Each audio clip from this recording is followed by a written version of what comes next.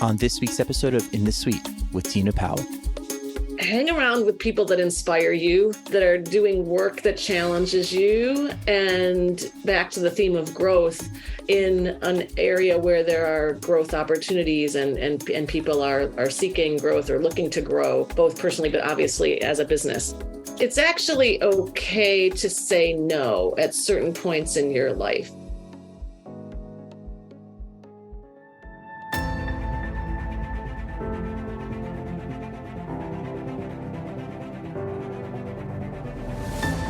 Hi, this is Tina Powell, host of In the Suite, where I sit down with top women leaders and some of the biggest names in the financial services and the wealth management industry.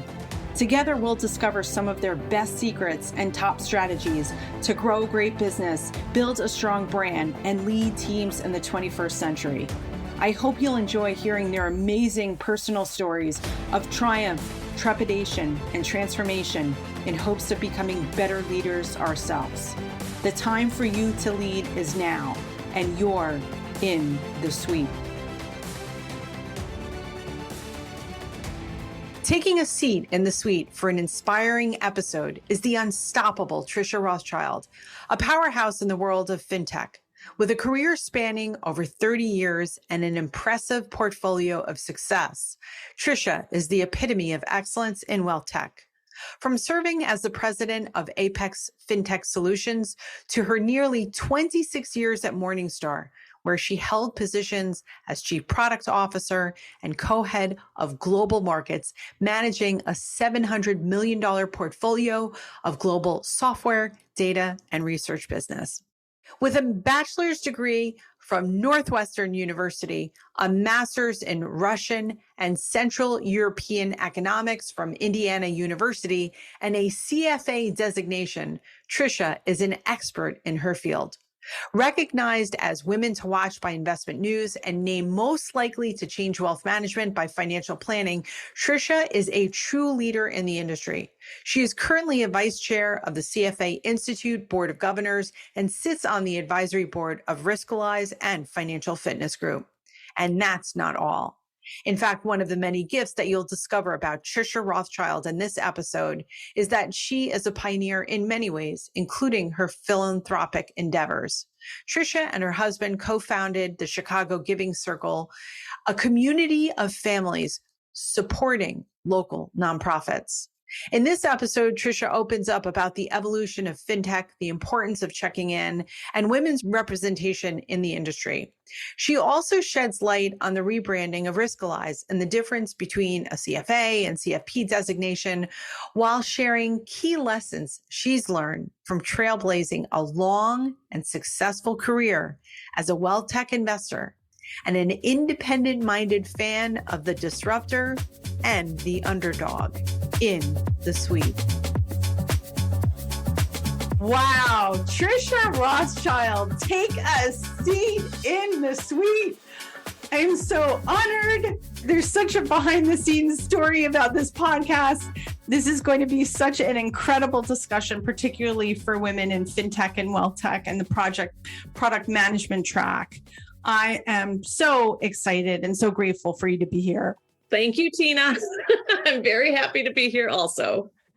So I want to just segue really fast so the people listening here to know why I'm usually really appreciative, but I'm doubly appreciative because what happened is that Tricia and I was testing out a piece of new equipment for that interview in person. And so I worked the night before and then I came back. And when I downloaded the files to my computer, the file sizes were big, but when I listened, there was no audio there. So this is actually our second interview, but boy, we had a great discussion the first time. And this is going to be even more insightful because a lot of what we talked about is after the fact. But first of all, let me congratulate you. Let me kind of take like the last 3 months and congratulate you and Riskalyze. I saw you at the Wealthies on September 8th. It seems like it was many moons ago, but I mean, today's recording, we're not even in December yet. So it was just a couple months back. So congrats there. It was great to see you. Thank you. Yeah, it was a very busy fall. It does seem like a long time ago, but it was a great event, and I was really happy to be there with the Riskalyze team. Yeah, and congrats to Riskalyze. We're huge fans of Riskalyze. And we were both at the Fearless Investing Summit, which is where that recording took place. Riskalyze won the 2022 Wealth Management Industry Award for technology providers, risk tolerance, and client profiling. And what I was sharing with you, Tricia, was the fact that we were power users of Riskalyze way back when, over 5.5 years ago, when I was at the wealth management firm, when I was at Beacon Wealth Management.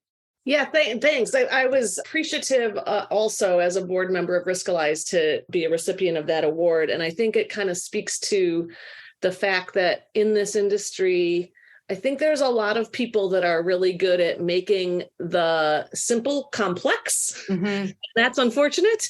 And I think what Riskalyze does quite uniquely well is make the complex simple.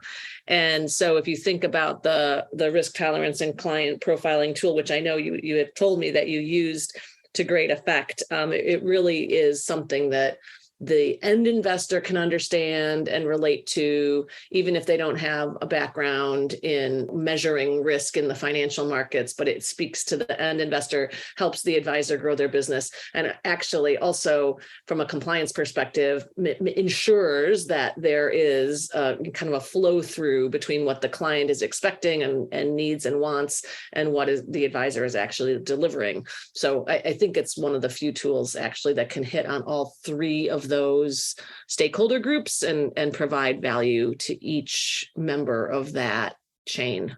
Yeah, and I think that they were one of the first FinTech companies that really took UI and UX to a new level. And I remember putting out a tweet, and I took a screenshot of I had an old screenshot, and they were like, "No, that's a wrong screenshot." I was like, "Okay, delete tweet." I love that attention to detail. And I think that the platforms that we use today have come such a long way. But another thing that was really exciting about Riskalyze is that, number one, I want to congratulate you for being appointed to the board of directors. This is our Industry Titan series here on the podcast. You're the first guest to kick it off. And so now you've been a board of director member for Riskalyze for the last 11 months now. And so I would love to know, I'm deeply curious about how that opportunity fell into your lap. Sure. So I don't know if it really fell into my lap per se, because everybody in the industry is relatively well connected, and you have a lot of history with various people. So I've known Aaron Klein for years. He was a client of mine when I was at Morningstar, and also a partner of Morningstar's, and still is an integration partner with a couple of the Morningstar products. And what I think was most new news was Riskalyze was recapitalized, and HG Capital, which is a very large PE fund based in London, but also expanding in the US, came in as the majority owner about a year ago. And I joined the board shortly thereafter. They reconstituted the board. And it was a really amazing opportunity for me both to reconnect with Aaron and the Riskalyze team, but also to work with HG and take some of that capital that they have to bring to bear to help Riskalyze continue to evolve as an organization and help shape that. So that was one of the other motivations, I would say, for me to join at the time that I did. Yeah, it's such an exciting opportunity. And I would say that at Fearless Investing Summit, that the room shook when there was another huge announcement, and that is that Aaron Klein, CEO of Riskalyze, announced that they would be going through a rebrand in 2023, which, as a marketer, I love rebrands. They are bold, audacious moves. So I couldn't wait to get you in the suite here, because I'm like, wow, that was it. He dropped the knowledge bomb, and then that was it. So I am curious, what can you tell us? Well, I'll tell you. Bum, bum, bum. No, I think if you understand all of the capabilities that Riskalyze has to offer, it's kind of obvious that while risk as a cornerstone and a core component, as I already said, in terms of differentiating in the industry, that value that can be provided all the way from the end investor all the way back into an enterprise at an enterprise-wide level. Like, that's very clear and true, but there are many, many parts of helping an advisor grow their business that the product and the platform already accomplishes. And I can tell you from my prior experience at Morningstar, where I spent most of my career building up that firm, that the brand had such a broad, bold, inspiring vision that it allowed the organization to just grow in so many ways, always with the same ethos of serving the end investor. It doesn't take away. So in the case of Riskalyze, thinking about the brand in a broader, bigger, bolder way doesn't take away from the ethos of making sure that the end investor is still kind of getting what they need and expect from their investments and can sleep well at night. But it also, I think will definitely better express the broader range of value that the firm already provides into the industry. So I think that will be a very valuable and meaningful piece of news coming out in 2023. And I would be remiss if I didn't ask, like, is that a Q1? Is that a Q2 or Q3? Because I'm asking for a friend. So I'm going to hold that information. Yep.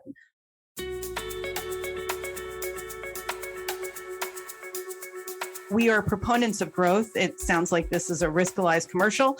I would love to say I'm not getting paid by Riskalyze. We have no commercial relationship with Riskalyze whatsoever. But what this podcast is all about, it's about personal growth and it's about brand growth. And while you were there, you had FinTech Industry Titans State of the Industry panel discussion. It is on YouTube, so I will put the notes in there. I find that the information was very relevant. You had Brian Hamburger, Lori Hardwick, Bill Krager, Cody Foster, and Jamie Hopkins all on one stage together. I mean, that's incredible. What do you think are the big takeaways for growth strategy? Yeah, it was a really great panel. It was fun prepping for it. It was, obviously fun to sit with those folks on stage and chat about what people were seeing. I would say one of the more interesting takeaways for me, which there's been such a lot of ebb and flow, for lack of a better word, around ESG and social impact investing. And, in different parts of the world, it means different things. And in the US, I think there's been some interest, some skepticism. Bill Krager, summed it up really well by saying, you don't necessarily need to be thinking about ESG in terms of those three letters.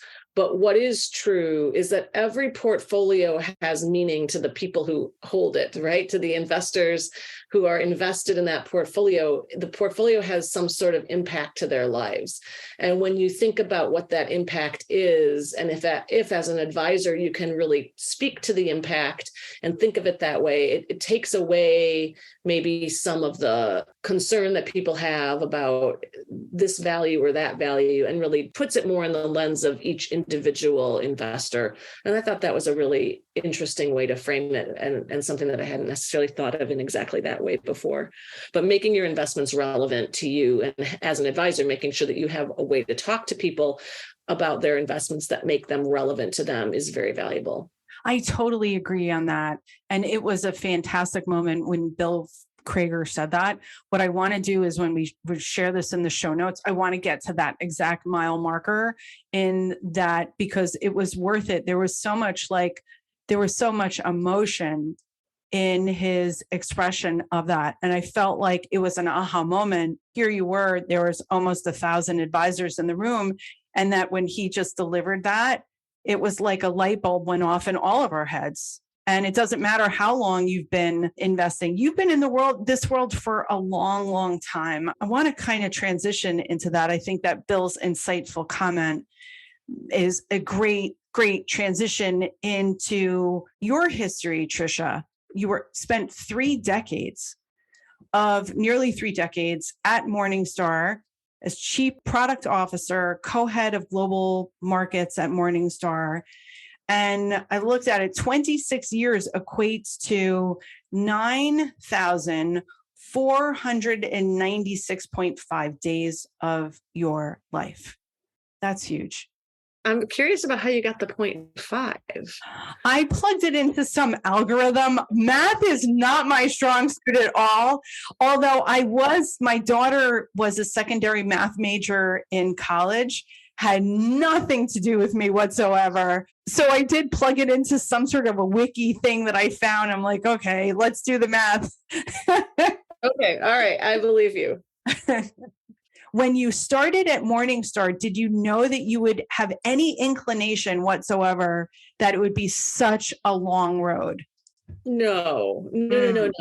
But I do think there are some amazing lessons to take from that hopefully would be useful to other people. And I try to instill this in my own kids, two of them are in their 20s and the third is 17, which is hang around with people that inspire you, that are doing work that challenges you. And back to the theme of growth, in an area where there are growth opportunities and people are seeking growth or looking to grow, both personally, but obviously as a business. And those were the 3 things that were in abundance throughout my career at Morningstar. And really, actually, after I left, somebody said to me, something about I had worked at one place for so long, it would be very difficult to adapt to some other work environment. And I mean, culturally, it's true. Morningstar has a very specific culture. And obviously that is the culture that I both liked and shaped over all the time I was there.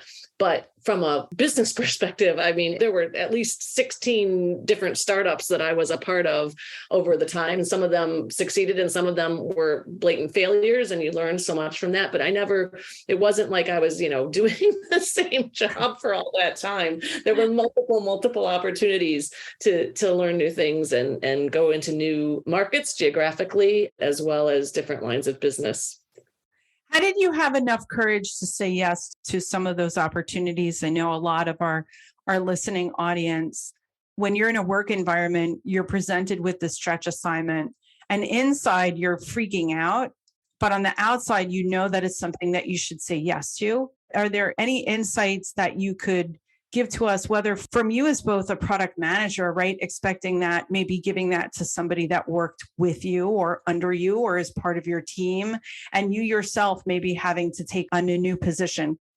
Sure. Yeah, I think there's 2 different things that come to mind as it relates to that question. And one of them might actually be kind of counterintuitive. So I'll say that one first, which is it's actually okay to say no at certain points in your life. And I do feel like sometimes people are really stressed out about, I have to position myself this way and I have to post this number of times on social media and I'm not going to succeed if I don't do X, Y, and Z next week or something like that. And I will say, I mean, I'm super ambitious and I do love to work, but I also am a strong proponent of running your own race.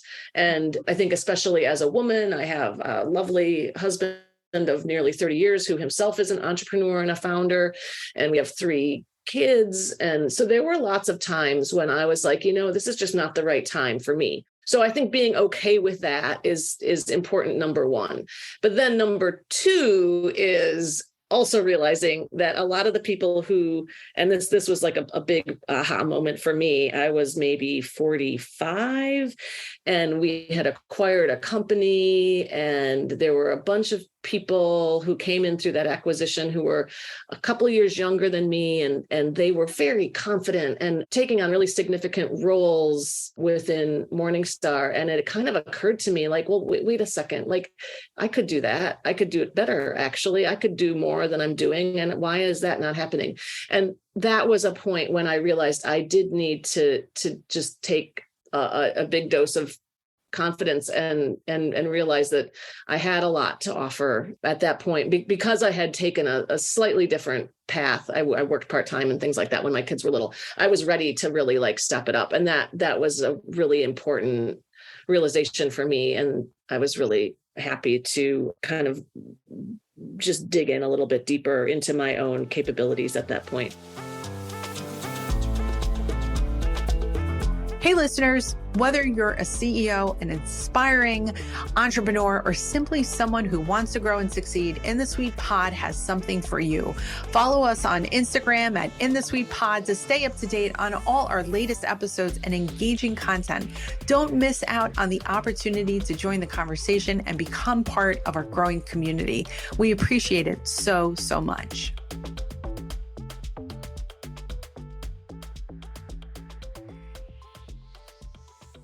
How much do certifications, continuing ed play a part in the trajectory of our careers?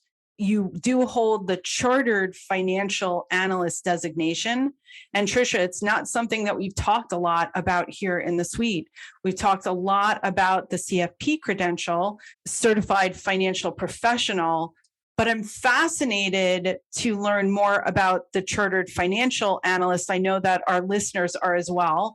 And you also serve on the vice chair of the CFA Board of Governors. So it would be great if you could talk a little bit, how does the CFA designation differ from the CFP, and who's it for and who's it not for?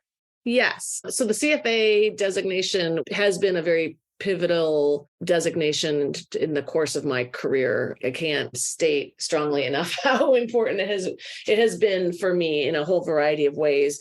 And part of it is just backing up a sec. When I started my work at Morningstar, I was an analyst, I was a writer, I was covering securities, specifically closed-end funds and mutual funds. And I didn't have a background in investing or finance particularly. And so I pursued the CFA as a way to ensure that I knew what I was talking about, essentially. I also found it to be incredibly challenging. And at the time that I took it, the exam was only offered once a year, and it's a 3-year course. And that, back to the thing of running your own race, I was also having my kids around that time. I was in my late 20s, wow, early 30s. So I took the exam 1 year, had a baby the next year, took the exam the 3rd year. That was the second level, had the baby the 4th year, and then finished up with the CFA the 3rd year, basically what was year 5. And it wasn't like I had it all planned out that way ahead of time, but that is how it happened. But what I took away from that was, first of all, an incredible body of knowledge over that time period that has been invaluable to my understanding of investments, working with asset managers, understanding how essentially to communicate better with end investors, coming from that place of strength and knowledge of the details in the background. But also from a credibility perspective, it is a really strong signal that you've done the work and earned your stripes. And so even though I did not end up pursuing a career in investment management specifically and moved over to the WealthTech side, I understand the importance of what goes on from an investment perspective and how that impacts the ultimate technology and tools that investment professionals need to use increasingly. So that was a really nice fit for me as I moved over to build businesses and build software products. I think the power of your example too also shows that women, particularly in childbearing years and raising their family, that there's an opportunity to get started. We can't let raising our kids, and there's a time to be all in, but there's a time to, I think, ladder in. I give you such tremendous credit. I'm just sitting here in awe. I looked at one time, somebody that I knew was taking that exam, and I opened up the page and I was like, oh, especially if you're so non-math like me and you lean in more towards the qualitative side than the quantitative side. What about the CFP too? Who would a CFP then be more suited for? Somebody on the wealth management side, somebody that wants to be in financial advisory, would you say? Yeah, maybe. I guess I would think of it more, not so much in terms of the role. I think it's more of the point of emphasis from the person's point of view. So, like I said, even though I did not pursue a path in securities valuation or portfolio construction or portfolio management directly, having that body of knowledge for me was instrumental to how I ended up pursuing a path in WealthTech and product management. I think from a financial advisor point of view, there are the CFP is a different body of knowledge, which is incredibly valuable also. And the CFA has the focus more squarely on the underlying securities, valuing security, as well as some aspects of broader portfolio construction and markets and the keys to a functioning market and things like that. I will also say that in the CFA curriculum, there are certificates that have been rolled out that focus on specific things like ESG or data analysis and integrating technology and data. So there are other innovations around investing that would be relevant to additional points of view in addition to the full CFA curriculum. So that's something that's kind of interesting, I think, for listeners to check out. Yeah, and thank you. And to your point, Tricia, we'll have a link in the show notes to the CFA Institute. And actually, Tina, if I could say one other thing about it that just came back to mind, which was also really important for me. My work at Morningstar was very, very global. And I think that one of the things that appeals to me still to this day about the CFA is that it's a globally recognized curriculum, and even the certificates are very intentionally targeted at either specific regions or adapted for those regions, but it is not a US specific designation. And so for people that are thinking about their career in a global context, that is another very important reason to consider the CFA designation specifically. That's huge.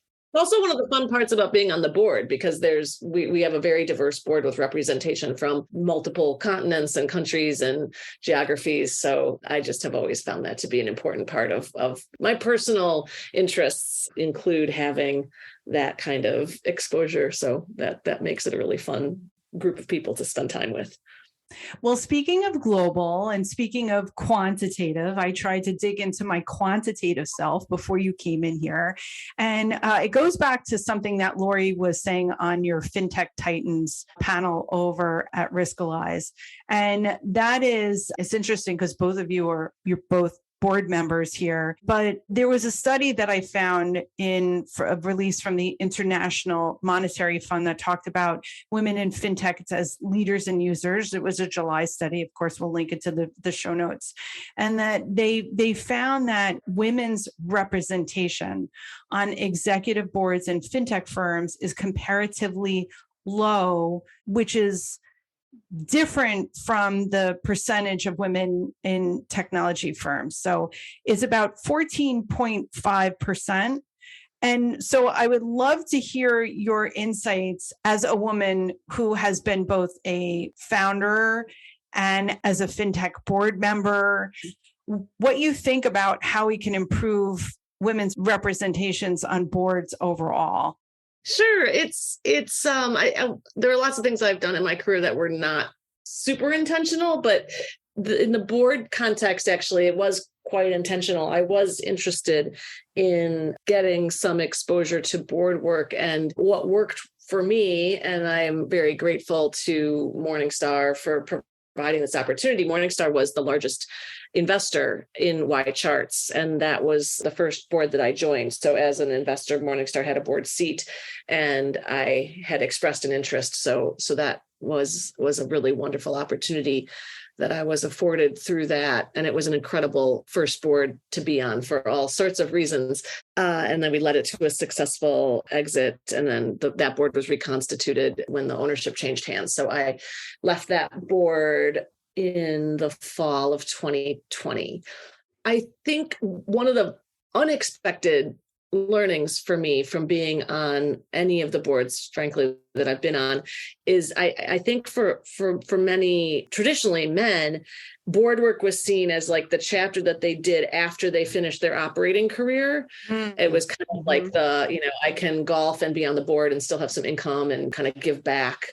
I actually think for women, increasingly, as boards seek to get more diversity, it will be less sequential and more interwoven into the fabric. And I think you've seen this with, there are younger women on boards who also have operating roles. Obviously, you have to be careful about conflict and making sure that you're adding value to the board, but not in a way that detracts from your operating role in any way. And that can be kind of tricky. But I think being a board member makes you a better operator.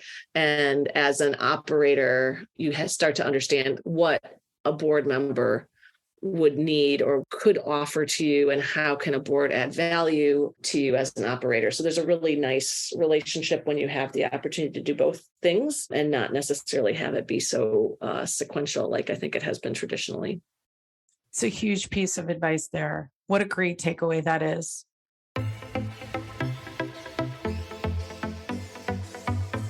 Well, you are someone that has made an incredible mark in FinTech and WealthTech for women.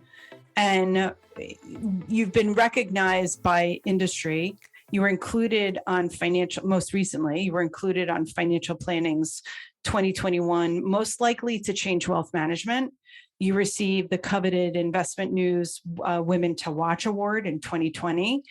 And I would love to hear from you what change in wealth management you were most proud about making in 2022. Yes, I think coming out of the pandemic, one of the things that we've learned around relationships and personalization and really showing up for people, even if it's only on Zoom, that's something that advisors in particular, some do by instinct, and that's probably what would make them a good advisor, but other advisors need to work at. And I feel like in the Riskalyze context, it's one of the ways that advisors, and one of the things I'm most proud of, I would say, is ensuring that an advisor is checking in with their clients. And one of the features that Riskalyze actually talked about at the conference, I think there were many advisors in the audience who didn't even know it existed because there was some oohing and eyeing at that time and people tweeting about it. But it's just the simple concept of a check-in where you go out to your clients and you ask them 2 questions. You can do it via text or, on a mobile phone or whatever. And it has to do with confidence and security, which are 2 of the main things that advisors are offering. People think they're offering growth of a portfolio, but I think underlying that, what advisors are really offering to their clients is confidence and security. And so by asking these 2 questions, how do you feel about the markets and how do you feel about your investments, you can really learn really quickly how to better work with your clients and who needs a little bit of a virtual hug or a financial hug and who is, feeling pretty comfortable, even if the markets aren't going great, they feel good about their particular financial situation. Like that's a good spot to be in. And conversely, you probably want to reach out to them if they think the markets are going strong, but they're not confident. Like that's a red flag to you. So I think that type of just touch point with investors. And like I said at the beginning, making what can be kind of complex and overwhelming simple for people is a very it's something that I'm proud of, and I'm glad to see catching on more. Yeah, it's probably a great feature right now, given the way the market has been. One of the things that we see in wealth management is that it's really a lack of communication and not a lack of performance that makes people leave their advisor. To me, I found that like an earth-shattering to actually see that. And luckily, we were very communicative with our clients, but I think that is a really good celebration, especially after the pandemic. So when that's a look back, so what do you hope to achieve? Where are you focused right now in 2023 in terms of making that impact and that contribution? Well, I would say it gets to broadening the number of voices that can participate in the financial conversation comfortably. And I think women are often, I don't want to say necessarily overlooked, but not necessarily embraced in a way that's a language or, a value system perhaps that would resonate really clearly and instinctively. And I think that there's a lot of things that we can do as an industry to change that. Lori Hardwick talked about that a little bit on the Titans panel that we had, and how can advisors work to better retain their women clients, because more than half will leave within 12 months after their partner passes away because they don't really feel connected to their advisor. And I think, there's other voices in addition to women's voices. There's younger people. I think the industry has kind of poo-pooed the fact that younger people get all excited about the meme stocks and they don't invest like we used to invest, and they don't understand. And that may be true that there's some gaps in their knowledge, but I also think we need to embrace other ways of reaching younger investors and being a little bit more creative. I'm glad that you're doing podcasts and things, but I think there's a lot of ways that the industry can reach people who haven't traditionally been included in the conversation. Certainly the Black and Brown and Hispanic communities haven't really been fully represented in the industry in the way that they should be. So those are the kinds of things that I enjoy focusing on and believe are worthy of our time. So I would love for you to share with us about Financial Fitness Group. You are a board member there. We are friends of Financial Fitness Group here in the suite. People listening will be very familiar. You've probably heard us mention Financial Fitness Group on a podcast in the suite here. And for those people listening who don't know what Financial Fitness Group, you are behind some worthy organizations, as you talked about wanting to be more inclusive, financial services to be more inclusive.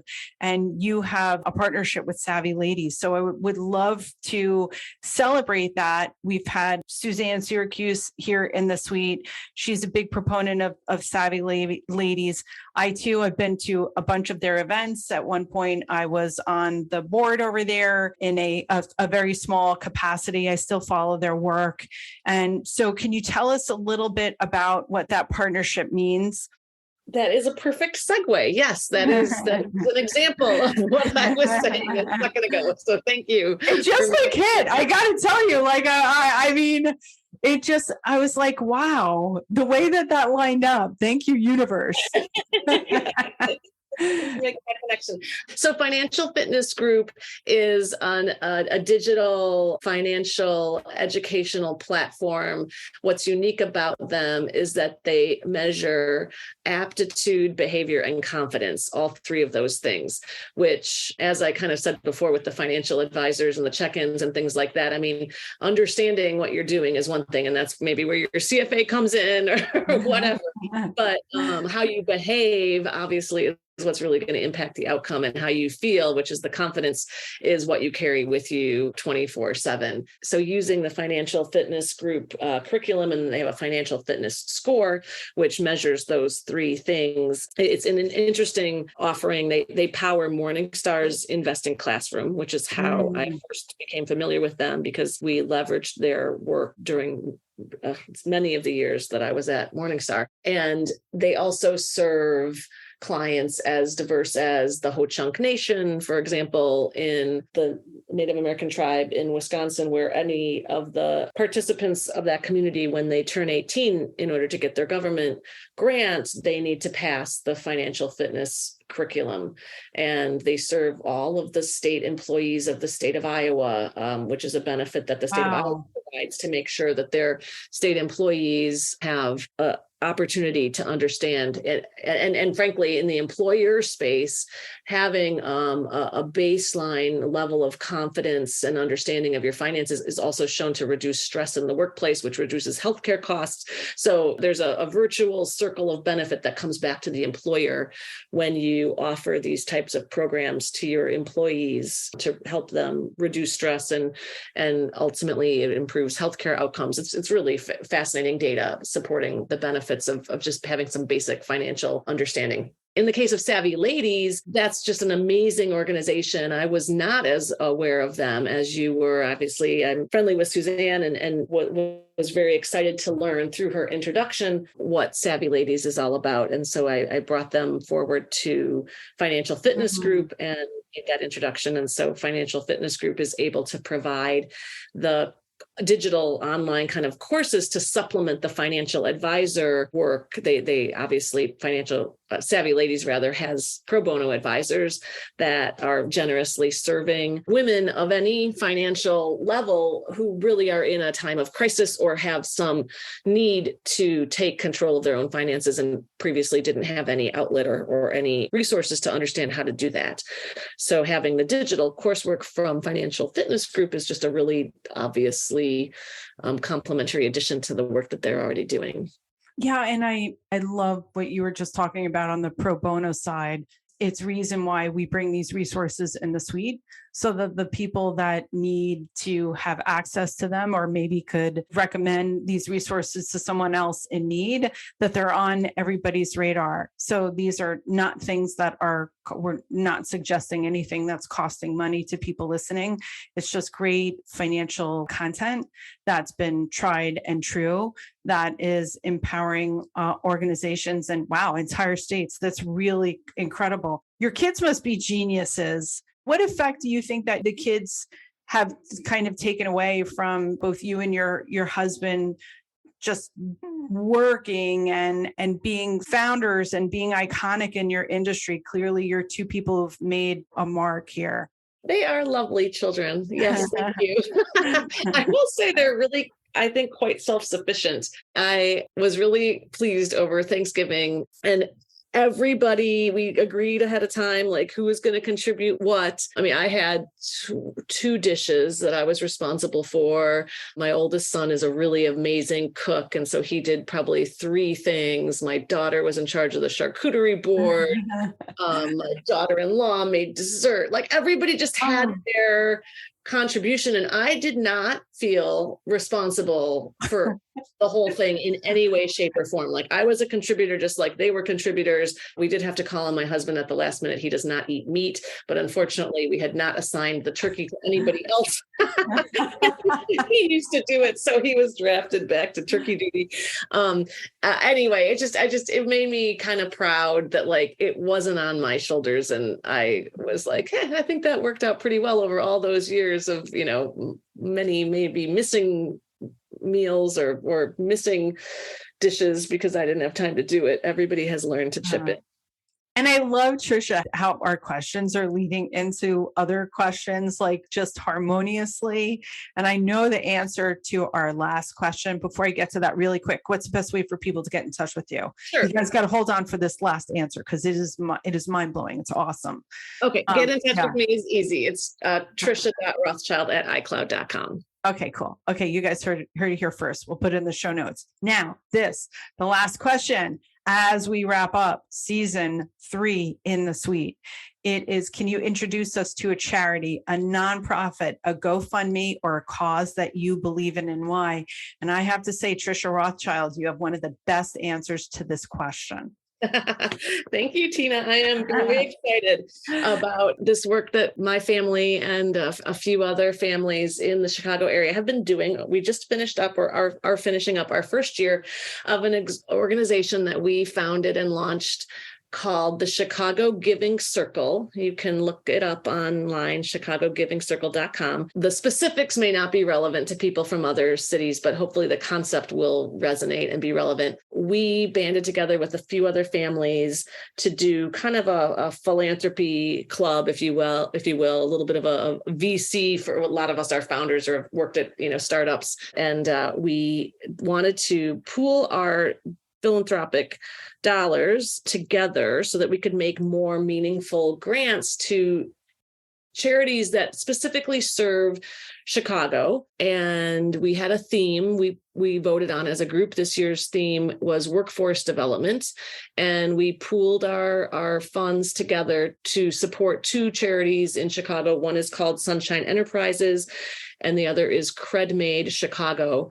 Sunshine Enterprises provides training and resources to help entrepreneurs in underdeveloped parts of the city, like launch their small businesses or grow their small businesses. So you could be a seamstress or a tailor working out of your home, but wanting to get more business, or you could be a mechanic and trying to figure out like how to do marketing. So they provide tools and resources for those people in their communities. And CredMade brings formerly incarcerated or gang members together from different groups to work together in a factory manufacturing facility, basically, to use kind of work as a bridge, both economically, but also like behaviorally, to help people overcome some of the problems that they've been experiencing, and is a really, really great organization. So we look for kind of smallish nonprofits where we can have a difference over multiple years. See, I think that is so exciting. And I think it's so inspirational that you planted that seed that a lot of us could gather together. I just didn't even think of doing anything like that until when you introduced the concept the last time that we talked. I just said, how many people are going to listen to that now and say, wow, we can do something similar. I really commend you and your husband and your family for making such an incredible contribution. It's also a great lesson for your kids. And so usually when we give, we're giving to an organization outside of ourselves. And sometimes I feel like a little bit of a lack of control. I'm like, oh, okay, here. I hope it's going for the things that are intended. And there are a lot of great nonprofits, certainly ones that we talked about today and that you introduced us. So Tricia Rothschild, thank you so much. I am honored that you are here. Thank you for spending the time with me twice now, because for me, it's been an incredible benefit. You've been a great role model to not only myself, but a lot of women in this industry listening. Congratulations on all of your success. And I look forward to seeing you in the future. Thank you, Tina. It was a great honor. You are a great host, and it's been really impressive to see your success as well. So thank you very much. Thank you. You're listening to In the Suite, a podcast that shares amazing stories of women in business in the financial services and the wealth management industry. Our producers are Tina Powell and Kevin Hirshhorn. Our editor at large is Kevin Hirshhorn. Our content writers are Dimple Rashandani, Daniel Wheeler, and Tina Powell. In the Suite podcast is sponsored by Intentionally, the growth engine design consultancy firm transforming the way financial technology and financial services companies approach marketing. To learn more, visit intention.ly. And please let us know how you enjoyed this amazing episode with Tricia Rothschild, and share your thoughts on social media, #InTheSuite. You can connect with Tricia on LinkedIn. And thank you so much for listening and subscribing and giving us 5-star reviews. We are so grateful. We've got listeners in 1,338 cities and 64 countries as of this recording. That's the most we've ever had, so we owe it to you. Thank you so much. Feel free to email me at tina@inthesuitepodcast.com to pitch guests for season 4, 2023, and let us know who you want to see here in the suite. Thank you so much for listening and subscribing to In the Suite.